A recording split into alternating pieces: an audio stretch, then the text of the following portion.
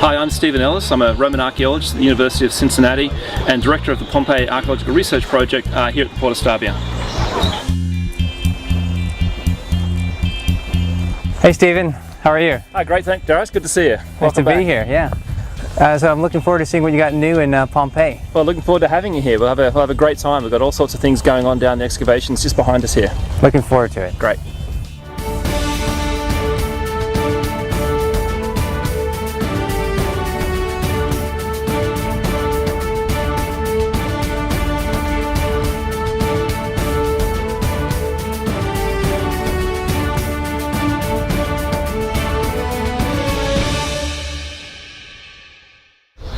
Thank you for having us. I take a look at this site and it is just extraordinary and it's very well kept.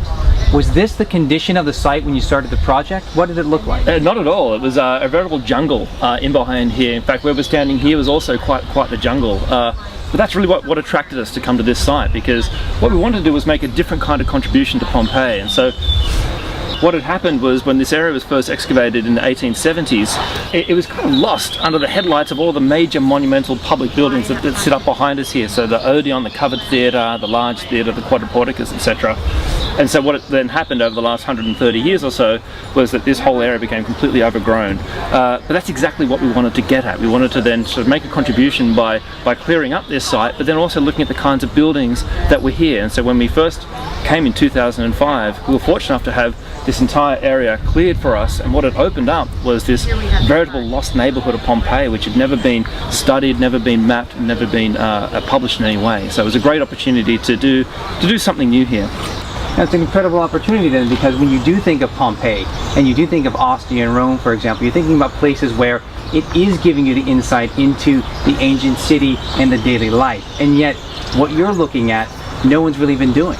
Yeah, it's very new kind of work that we're doing here. It's a real chance to look at that, a new fabric of the city, which gives us a chance to ask different kinds of questions as well, and to get a really different kind of data set to work with. So we're finding really quite fascinating stories that really point towards the response of the middle classes to major Mediterranean-wide changes. Can you give us a snapshot then, a chronological snapshot of what you're investigating? Sure. Well, from the bottom up, we excavate down as far as the lava flow that spewed out of a volcano somewhere between here and Vesuvius about 10,000 years ago. Then we look at the topographic landscape on top of that, which was deposited about 8,000 and 7,000 years ago.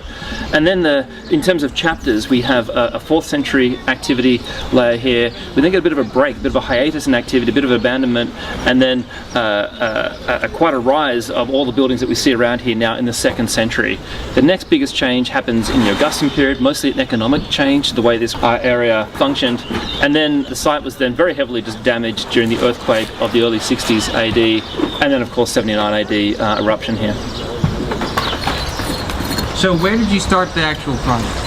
So the first 5 years of the project was spent in this insula across here, where we have about 6 different properties of houses and shops and workshops, and all the bits and pieces that made up an ancient city.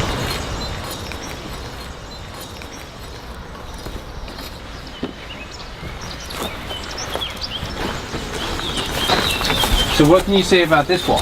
What can you tell us? Well, this is a product of the work we've been doing with our engineering and conservation teams. And so what we do is we go through the entire site and make an assessment of all the walls that need some kind of shoring up or some kind of reconstruction to them. And then we work in concert with the Soprintendenza to make sure that this kind of work can be done, so at least we can preserve the architectural structure of the site and leave it better than what we found when we started here.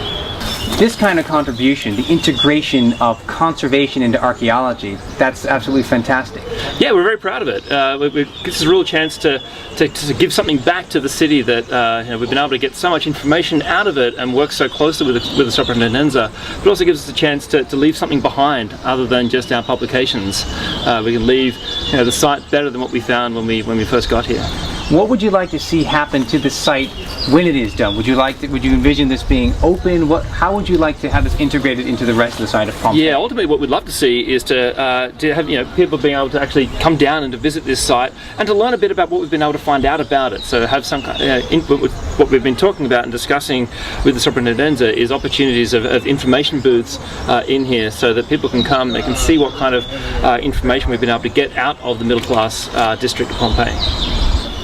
So here's another example of the conservation work that you're doing. Can you say a little bit about what we can see here with the tubing and the woodwork? Sure. Well, this is part of our conservation in progress right now. So this is an area that we'd identified as being structurally quite susceptible to damage, and so we were able to produce a report from Soprintendenza which outlined what needed to be done here, and they were able to then come in and put in this temporary scaffolding here, and then over the next few months all this architecture here will then be repointed with modern cement, and then hopefully we'll have these walls for more years to come.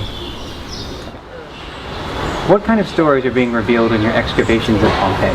Well, one of the more interesting stories is that when we see the buildings coming in here in the 2nd century, a lot of them up and down both sides of the street are operating fish salting factories. So we find in the fronts of all these shops up here a whole bunch of fish salting vats right inside the threshold. And in fact, in our excavations from this year, we've already started to uncover another one just down here. These are the vats that were used to salt fish as you come into the Port of Stabia, and they're fascinating because not only are they all built at the same time, but they're also all destroyed at the same time in the Augustan period. So there's a major economic change happening at that time. So when we're looking at this and we're looking down into it, what was the relationship then with the vats to the original road or the pathway that came across here? Well, they were actually fronted onto a road surface. It was actually a little bit lower than what we are right now. And then we've found now 7 up and down each side of the street here, and then when they're destroyed, the floors are actually lifted, and then we find bar counters put in here, we find taverns and shops and restaurants coming in, so a real change to the whole economic landscape of Pompeii at this time. When we're talking about archaeology today, we're talking about making a contribution to the field in excavation, in getting new information in terms of conservation, preserving the past. What contribution, what are you doing in the project? How are you making that contribution?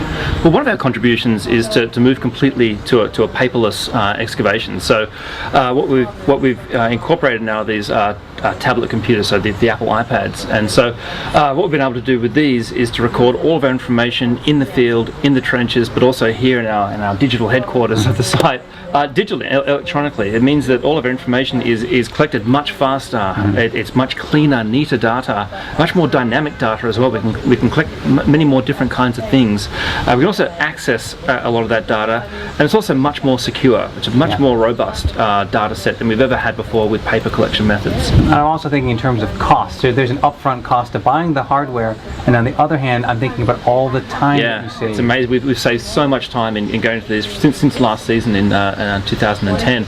We've saved countless hours of data entry, and so all the money that you would have to spend on a project to bring people to enter data, to work with the data, to scan things. So yeah, there's an upfront cost to move towards a digital environment, but in fact you actually save a lot more money in the long run. So basically, as the information is being extracted, you're having your team members go through in steps and immediately labeling the photos, integrating it into the context sheets and so forth. Yep, everything gets collected in the iPads in the field and then gets synced up automatically into our databases that are kept here on site. So we're able to have very, very fast ability to actually get at that information a lot faster, and then disseminate that information across all the different teams as well. Thanks very much for having us. Anytime, mate. Anytime. Welcome back. All right, thank you. Take care.